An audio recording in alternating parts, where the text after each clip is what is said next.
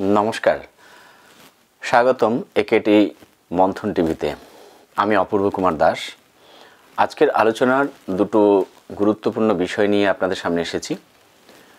এক হচ্ছে উত্তরপ্রদেশের যে সম্ভলে দাঙ্গা হয়েছিল, এর পেছনে দুবাইয়ের ষড়যন্ত্র আছে এরকম বলে মনে করা হচ্ছে, এবং দ্বিতীয়টি হচ্ছে ভারত সরকার কিভাবে অনলাইন কন্টেন্টের উপরে নিয়ন্ত্রণ কঠোর করছে।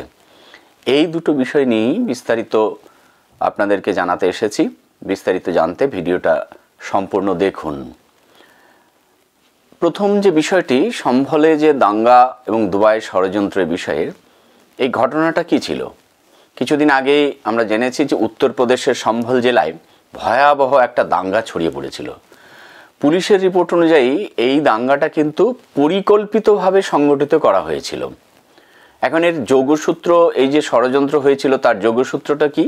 গোয়েন্দা রিপোর্ট বলছে যে এই দাঙ্গার পরিকল্পনা করা হয়েছিল বিদেশ থেকে। এখানে নয়, বিদেশ থেকে এই দাঙ্গার পরিকল্পনা হয়েছিল। বিশেষত যেটা বলা হচ্ছে যে দুবাই থেকে কিছু দেশবিরোধী গোষ্ঠী সোশ্যাল মিডিয়ার মাধ্যমে উত্তেজনা বাড়িয়ে তুলেছিল। তার ফলেই কিন্তু বলা যেতে পারে যে এই ধরনের একটা দাঙ্গা বিরাট আকার ধারণ করেছিল। ভারতের বিভিন্ন শহরে অস্থিরতা তৈরি করতে কিছু উগ্রপন্থী যে গোষ্ঠী, তারা কিন্তু তহবিল জোগাচ্ছে বলে জানা গেছে, যা আমাদের যে জাতীয় নিরাপত্তা আছে তার জন্য কিন্তু একটা হুমকি হয়ে দাঁড়িয়েছে। সামাজিক মাধ্যমে ছড়িয়ে দেওয়া, সোশ্যাল মিডিয়াতে যে সমস্ত পোস্ট ছড়িয়ে দেওয়া হয়েছিল সেগুলো কিন্তু খুব উস্কানিমূলক ছিল, এবং বিদেশ থেকে আর্থিক যে সহযোগিতা পেয়েছিল তার একটা কিন্তু এখন যোগসূত্র পাওয়া যাচ্ছে যে এই সোশ্যাল মিডিয়াতে যে উস্কানিমূলক যে সমস্ত কিছু যা কিছু ছড়ানোর জন্য যা অর্থের প্রয়োজন, সেটাও কিন্তু বিদেশ থেকে এসেছিল। এখন এই যে এত কিছু আছে, যা কিছু ঘটেছে, এর জন্য যে ষড়যন্ত্রের একটা জানা যাচ্ছে, তাতে আমাদের ভারত সরকার কী ধরনের বা কেন্দ্রীয় সরকার কী ধরনের পদক্ষেপ নিচ্ছে।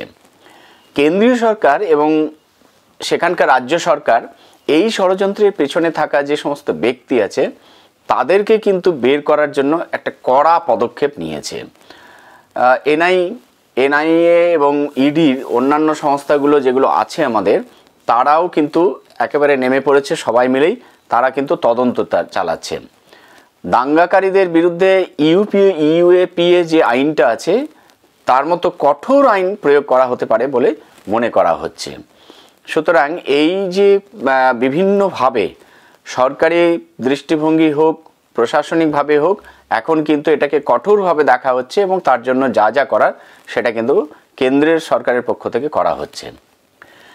দ্বিতীয় যে বিষয়টা নিয়ে আপনাদের সামনে আলোচনা করব সেটা হচ্ছে ভারত সরকার অনলাইন কন্টেন্টের উপরে কিন্তু এবার থেকে কঠোর হচ্ছে। সেটার জন্য যে নতুন কিছু ভাবনা চিন্তা এসেছে, নতুন নীতি তৈরি করা হচ্ছে। সেই নতুন নীতিগুলোই বা কী? ভারত সরকার ডিজিটাল মিডিয়া ও সোশ্যাল মিডিয়ায় যে সমস্ত ভুয়া খবর বা উস্কানিমূলক যেগুলো পোস্ট হচ্ছে, এবার থেকে সেগুলোকে বন্ধ করার জন্য কিন্তু খুব কড়া নীতি গ্রহণ করছে।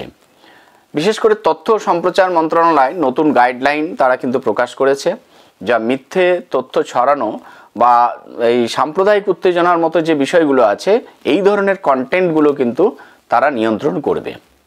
এছাড়া যে কোনো সংবেদনশীল কন্টেন্ট প্রকাশের আগে, এর আগে কিন্তু কোনো ক্রস চেকিংয়ের ব্যবস্থা ছিল না। এই নীতি অনুযায়ী কিন্তু সেখানে বলা হচ্ছে যদি কোনো সংবেদনশীল কন্টেন্ট প্রকাশিত হয়, প্রকাশনার আগেই কিন্তু সেটাকে একটা ক্রস চেক করার নির্দেশ দেওয়া হয়েছে। তো এই যে একটা কঠোরতা এসেছে, এই ধরনের কঠোরতা এলো কেন? সরকার হঠাৎ করে এই ধরনের কঠোর ব্যবস্থার দিকে এগিয়ে যাচ্ছেন কেন? ভুয়া খবর আমরা দেখেছি, লাগাতার ভুয়া খবর এরকম ছড়িয়েছে। অনেক সময় দাঙ্গাকে উস্কে দেওয়া হয়েছে, এবং একটু আগেই যেটা বলছিলাম যে সম্ভল দাঙ্গার ক্ষেত্রে কিন্তু এটা একদম ব্যাপকভাবে দেখা গেছে। সেই জন্যই সরকার এই কঠোরতার দিকে কিন্তু ধীরে ধীরে এগোচ্ছে। সোশ্যাল মিডিয়া দ্রুত ছড়িয়ে পড়ে এই যে ভুল তথ্য, দেশের যে ঐক্য এবং সংহতি যেটা আছে, ঐক্য সংহতির জন্য কিন্তু এটা একটা বিপজ্জনক অবস্থায় দাঁড়িয়েছিল। সেই জন্যই সরকার এই ধরনের ব্যবস্থা নিতে বাধ্য হচ্ছেন। এছাড়া বিদেশি বিভিন্ন যে সমস্ত শক্তি ভারতীয় যুব সমাজের মধ্যে ভুল তথ্য যেগুলো সেগুলো কিন্তু প্রবাহিত করছে, ফলে ভারতকে একটা অস্থির করবার জন্য কিন্তু তারা চেষ্টা চালাচ্ছে। এইবারে এই জন্য সরকারের যে পরিকল্পনাগুলো আছে সেগুলো কি, ভুল তথ্য প্রচারকারীদের বিরুদ্ধে তারা এবার কিন্তু কঠোর ব্যবস্থা নেবে বা কড়া ব্যবস্থা নেবে। সংবাদ মাধ্যম বা সোশ্যাল মিডিয়া প্ল্যাটফর্মগুলোকে সরকার কিছু গাইডলাইন নির্ধারণ করেছে, সেই গাইডলাইনগুলো কিন্তু এবার অনুসরণ করে চলতে হবে। নতুন যে আইন আসছে সেই অনুযায়ী কিন্তু যারা ভুয়া তথ্য প্রচার করবে এবার থেকে কিন্তু তাদের বিরুদ্ধে কঠোর আইনি ব্যবস্থার দিকেও কিন্তু যাওয়া হচ্ছে। সুতরাং এই বিষয়গুলো নিয়ে কিন্তু প্রত্যেকেরই আমাদের চিন্তা ভাবনা করা দরকার। তাই প্রিয় দর্শক, আপনারা যারা দেখছেন, আমরা তো মনে করি সবাই যে আমাদের দেশকে রক্ষা করাই কিন্তু আমাদের দায়িত্ব। আমরা যেন কোনো বিভ্রান্তির শিকার না হই এবং যাচাই করার আগেই যেন কোনো কিছুকে বিশ্বাস না করি। এই কারণেই এই কন্টেন্টটিও শেয়ার করুন যাতে সবাই সতর্ক থাকতে পারে। কমেন্ট করুন, আপনার মতামত জানান, আর আমাদের এই চ্যানেলটিকে সাবস্ক্রাইব করুন। একেডি মন্থন টিভি আপনাদের পাশে আছে। জয় হিন্দ, ভারত মাতা কি জয়। নমস্কার।